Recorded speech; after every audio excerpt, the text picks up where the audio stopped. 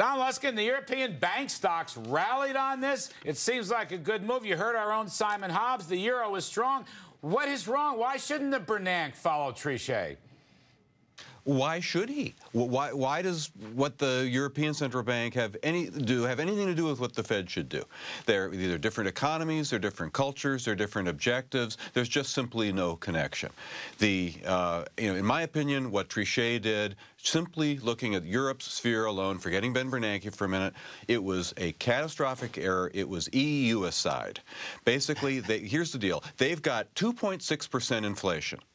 Oh, my God. You know, to hear that reporter of yours calling in from Europe, you'd think it was 15% inflation. Come on, guys. 2.6%, and it's all energy. It's all energy. Do you think that it's going to lower the price of oil to raise the ECB's benchmark rate by 25 basis points or even 125 basis points? The only way they're going to lower the price of oil by manipulating interest rates is by moving them up so high that they throw an economy that has never recovered from recession to begin with into another recession. Right, hang on a second. Great, but we must bow down to the god of inflation. Right, Come on. Michael Pinto, let me rephrase the question. Should the Bernanke follow Trichet? That's without the bells and whistles, that's the big question. And will he? Is that a threat, potentially, to the U.S. stock market? Listen, Larry, interest rates are going to rise, and they are rising. Either the market's going to do it, or Bernanke's going to get off his duff and do it. You know, the yield on the 10-year is up 130 basis points since October. The fact is that we have inflation in this country. It's 2.1% year over year.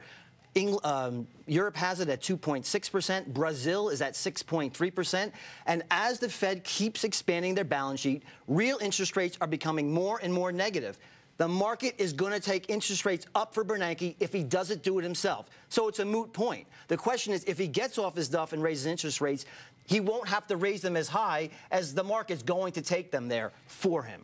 You know, Don Luskin, for your talk about why this is catastrophic, what is catastrophic about defending your currency and price stability? For example, take the oil story. If the euro stays strong, that's going to keep their oil prices denominated in euros pretty stable. Doesn't that help the economy? Isn't a strong currency like a tax cut?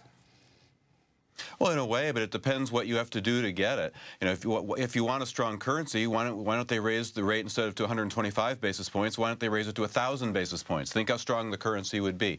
There are all kinds of consequences that happen when you raise interest rates. For instance, you've got a country like Spain that's teetering on the brink. Okay, fine. We can just write off Portugal. The heck with them. We can bail them out. Larry, if Spain goes down, there isn't enough money in Europe to bail them out. Now, let me tell you what's happening in Spain. Spain is the housing bubble from hell. And Spanish mortgages, which are a gigantic fraction of GDP, they're all variable rate. And they're all keyed off the ECB rate. If the ECB rate goes up by 100 basis points, that sucks almost 100 basis points out of disposable personal income in Spain. Is that what you want to do?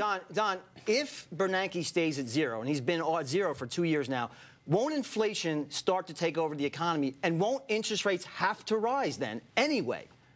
Do you think that interest rates I don't know. Whatever your religion says must happen, I guess must happen. But in this country, we've got 2.2% inflation. It's just not an issue. So you can pound the table and get all excited about it and go all Austrian on me, but we've got 2.2% inflation in this country. That is nothing. Declare victory. Be happy. Inflation on the CPI for the last 3 months. Okay, let's look at that. Fine, Larry, but that's exactly. all And energy. the rise in MZM. That's all energy. And the rise in energy. That is because of a revolution in Tunisia and Libya and Egypt. That has nothing to do with monetary policy. MZM is rising at a 6.3% annual rate over the last 3 months. Oh, no, not 6%. Not MZM. Okay, so Bernanke wants you to focus. So all of a sudden you're a monetarist? I thought you were an Austrian.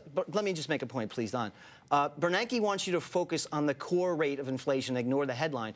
Do you know that since the year 2000 to the year 2010, 81% of the time, headline inflation has been above the core rate? And from the years 77, 78, 79, and 80, 100% of the time, the headline is above core because commodities respond to the highest negative correlation to a dollar that's being destroyed. So your advice to Bernanke I don't see the point. We've been through a decade of fantastic global growth where commodities have been more precious than ever before.